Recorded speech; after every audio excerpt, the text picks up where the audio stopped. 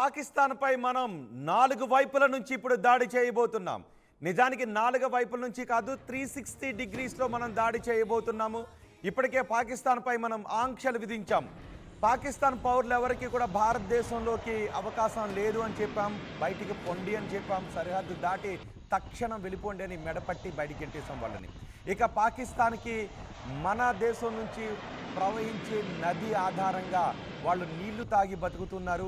ఇప్పుడు ఆ నదీ జలాల విషయంలో కూడా మనం ఆంక్షలు విధించాం. దీంతో పాకిస్తాన్లో 85% నీటి అవసరాలు ఆగిపోతాయి. నీటి అవసరాలన్నీ కూడా ఈ సింధు జలాలతోనే, సింధు ఉపనది జలాలతోనే వాళ్ళ 80% అవసరాలు తీరుతున్నాయి. ఇప్పుడు అవన్నీ కూడా ఆగిపోయే అవకాశం ఉంటుంది. పాకిస్తాన్లో నీటి కటకట ఏర్పడే అవకాశం కూడా ఉంటుంది. అందుకే ప్రకృతి కూడా బహుశా మనకే సహకరిస్తుందనే సంకేతాలు ఇక్కడ కనిపిస్తున్నాయి.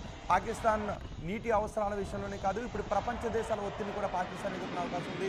ప్రపంచంలో పాకిస్తాన్ మనం క్రమక్రమంగా ఒంటరిని చేస్తూ వచ్చాం. పాకిస్తాన్ ఇప్పటివరకు భారత్పై పాల్పడిన ఎన్నో దుశ్చర్యలకు పాల్పడింది. నిజానికి భారతదేశం తలుచుకుని ఉంటే ఈ పాటికే పాకిస్తాన్ని మనం నామరూపాలు లేకుండా చేసి ఉండేవాళ్ళం. కానీ ఎక్కడో పాకిస్తాన్పై ఒక చిన్న మానవత్వాన్ని చూపిస్తూ మనం వస్తూ ఉన్నాం. పాకిస్తాన్ భారతదేశంపై ఎన్నిసార్లు దాడి చేసినప్పటికీ పాకిస్తాన్ బుద్ధి చెబుతూనే కొంత మానవత్వాన్ని చూపిస్తూ కూడా వస్తూ ఉన్నాం. కొంత ఊపిరి పీల్చుకునే అవకాశాన్ని కల్పిస్తూ వస్తున్నాం అనే చర్చ జరుగుతుంది. కానీ ఈసారి మాత్రం అలాంటి అవకాశం ఇవ్వకూడదు అనే డిమాండ్ అందరి నుంచి కూడా వినిపిస్తోంది. అందుకే భారతదేశం ఈసారి పాకిస్తాన్కి గట్టి బుద్ధి చెప్పబోతోంది.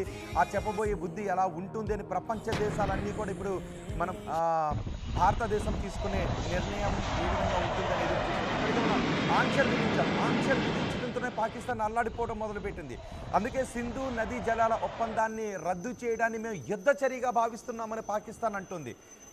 నదీ జలాల ఒప్పందాన్ని రద్దు చేయడంతోనే మేము యుద్ధచర్యగానే భావిస్తున్నామని పాకిస్తాన్ అంటుంది. అంటే పాకిస్తాన్ ఎంత భయపడిపోతుందో మనం అర్థం చేసుకోవచ్చు. ఇప్పటికే పాకిస్తాన్ మిసైల్స్ టెస్ట్లు చేస్తూ ఉంది. అటు యుద్ధ ట్యాంకర్లతో టెస్ట్లు చేస్తుంది. బహుశా పాకిస్తాన్ యుద్ధ ట్యాంకర్లన్నీ కూడా ఈ పాటికి తుప్పుబట్టే ఉండాలి అనే సెటైలు కూడా మనకు వినిపిస్తున్నాయి. ఎందుకంటే పాకిస్తాన్లో ఆ దేశ పౌరులు కట్టే ట్యాక్స్ ద్వారా వచ్చేటటువంటి ఆ దేశ ప్రజల డబ్బులన్నీ కూడా పాకిస్తాన్ దేనికి ఉపయోగిస్తుందంటే ఉగ్రవాదులను తయారు చేయడానికి ఉపయోగిస్తుంది తప్ప ఆ దేశ ప్రజల బాగోగుల కోసం మాత్రం ఉపయోగించట్లేదు. భారత్పై ఏ మూల నుంచి దాడి చేద్దామా, భారత్పై ఏ మూల నుంచి అశాంతిని సృష్టించే పనులు చేపడదామా, భారత్లో ఏ రకమైన మారణకాండకు పాల్పడదామా, భారత్పై దాడి చేయడానికి ఉగ్రవాదులను ఎలా తయారు చేద్దామని ఉగ్రవాదులకు ఆ డబ్బులు పంపిస్తూ ఉంది. ఉగ్రవాదులకు ఆర్థిక పరిపుష్టిని కలిగించే పని చేస్తుంది తప్ప తమ దేశ పౌరుల బాగోగులను పాకిస్తాన్ ఇంతవరకు పట్టించుకోలేదు. ఈ పాపానికి పాకిస్తాన్ ఇప్పుడు మూల్యం చెల్లించుకునే అవకాశం మనకు కనిపిస్తుంది. అందుకే పాకిస్తాన్ వాళ్ళ యుద్ధ ట్యాంకులతోనూ మిసైల్స్తోనూ విన్యాసాలు చేసినప్పటికీ కూడా భారత్ ముందు ఈసారి తలవంచక తప్పదు.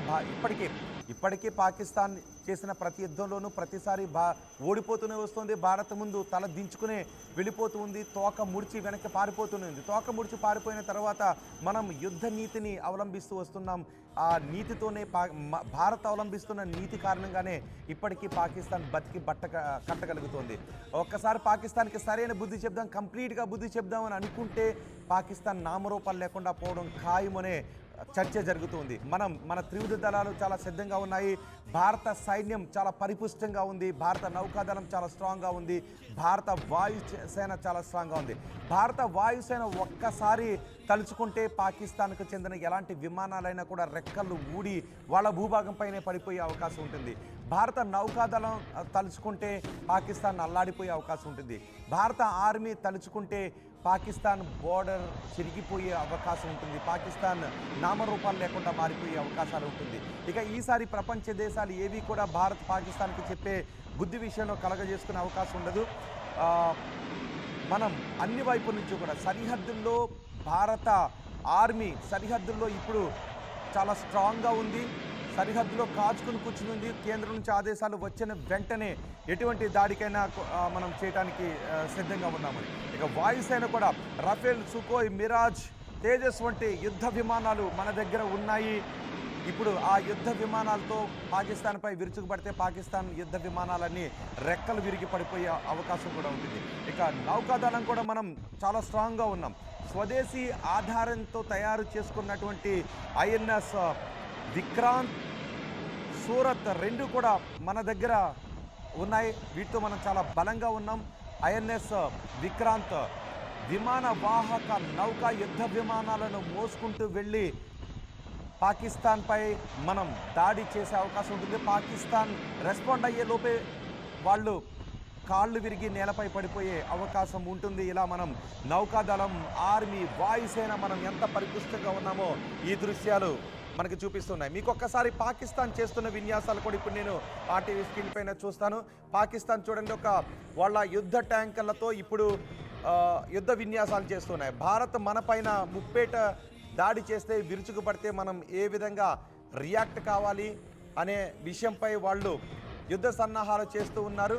వాళ్ళు ట్యాంకులతో ఎయిర్ ఫైరింగ్ చేస్తున్న దృశ్యాలు మనం ఆర్టీవీ స్క్రీన్ పైన చూస్తున్నాం. కానీ మన యుద్ధ ట్యాంకులు ఒక్కసారి పాకిస్తాన్ వైపు గన్ను ఎక్కుపెట్టి దూసుకువెళ్ళడం ప్రారంభిస్తే ఇవన్నీ తోక ముడిచి వెళ్ళిపోవడం ఖాయం. ఒకసారి పాకిస్తాన్ గుర్తు చేసుకోవాలి, గతంలో జరిగినటువంటి ఏ యుద్ధంలోనూ కూడా పాకిస్తాన్ ఎక్కడ భారత్పై ఏ దశలోనూ పైచేయి సాధించిన పరిస్థితి కనిపించలేదు. ఈవెన్ బంగ్లాదేశ్ ఆవిర్భావం సమయాన్ని కూడా వాళ్ళు గుర్తు చేసుకోవాలి. కార్గిల్ యుద్ధ సమయాన్ని కూడా గుర్తు చేసుకోవాలి. కార్గిల్ యుద్ధ సమయంలోనే మనం వాళ్ళకి గట్టిగా బుద్ధి చెప్పడానికి, పాకిస్తాన్ పీచం అణిచేయటానికి, పాకిస్తాన్ స్వరూపాన్ని మార్చేయడానికి అవకాశం ఉన్నప్పుడు కూడా మనం శాంతియుతంగా నీతిగా వ్యవహరించాం కాబట్టి పాకిస్తాన్ ఇప్పటికీ బతికి బట్ట కట్టగలుగుతోంది. పాకిస్తాన్ 4 మెతుకులు తినగలుగుతోంది. కానీ పాకిస్తాన్కి ఇప్పటి వరకు ఆ ఘటన నుంచి ఎటువంటి బుద్ధి కూడా, ఎయిర్ స్ట్రైక్స్ చేసినప్పటికీ కూడా మనం భారత్తో పెట్టుకుంటే ఒంటరి అయిపోతాం, మనం భారత్తో పెట్టుకుంటే సర్వనాశనం అయిపోతామని పాకిస్తాన్ ఇప్పటికీ బుద్ధి తెచ్చుకోలేదు. ఇప్పటికీ భారత్పై కయ్యానికి కాలు దూతూనే ఉంది. పాకిస్తాన్ పౌరుల సొమ్మును పాకిస్తాన్ భారత్పై ఎగదోయటానికి సృష్టించే ఉగ్రవాద కార్యకలాపాలకు ఖర్చు పెడుతుందంటే ఎంత దౌర్భాగ్యమైన స్థితిలో ఉందో మనం అర్థం చేసుకోవచ్చు. ఇప్పటికే పాకిస్తాన్ ఆర్థికంగా కుదేలైపోయింది, పైకి మాత్రం అలా కనబడుతుంది అంతే. పాకిస్తాన్ ఆర్మీకి పాకిస్తాన్ పౌరుల పట్ల బాధ్యత ఉండదు, పాకిస్తాన్ ప్రభుత్వానికి పౌరుల పట్ల బాధ్యత ఉండదు. వీళ్ళందరూ కలిసి, పాకిస్తాన్ ఆర్మీ, పాకిస్తాన్ ప్రభుత్వం, వీళ్ళందరూ కలిసి భారత్పై దాడులు చేయడానికి ఉగ్రవాదులను తయారు చేసి ఆ ఉగ్రవాదులను ఉసుకొలుపుతారు. వాళ్ళ దేశ ఆర్థిక ఆర్థిక మూలాలన్నీ కూడా ఈ ఉగ్రవాదులను సృష్టించడానికి ఖర్చు పెడుతున్నారు. అందుకే పాకిస్తాన్ ఇప్పుడు ఆర్థికంగా కుదేలైపోయింది. ఇప్పుడు మనం విధిస్తున్న ఆంక్షలతో పాకిస్తాన్ స్టాక్ మార్కెట్స్ అన్నీ కూడా కుదేలైపోతున్నాయి. ఈ యుద్ధ వాతావరణంతో పాకిస్తాన్ ఆర్థిక మూలాలన్నీ కదిలిపోతూ ఉన్నాయి. ఈ యుద్ధ వాతావరణంతో పాకిస్తాన్ ప్రజలు కూడా ఇప్పుడు భయపడుతూ ఉన్నారు. ఇక ప్రపంచ దేశాల ముందు పాకిస్తాన్ ఒంటరైపోతూ ఉంది. ఇక మనం దాడిని మొదలు పెట్టడం ఒక్కటే మిగిలి ఉంది. బహుశా రాబోయే వారం 10 రోజుల్లో ఒక మేజర్ యాక్టివిటీ జరగబోతోంది. అది పాకిస్తాన్ని భౌగోళిక స్వరూపాన్ని మార్చేసే అవకాశం ఉంది అనే చర్చ జరుగుతుంది. ప్రపంచంలో ఏ మూల ఏ క్షణం ఏం జరుగుతుందో వేగంగా తెలుసుకోవడానికి తొలి వెలుగు వాట్సాప్ ఛానల్ని ఫాలో చేయండి.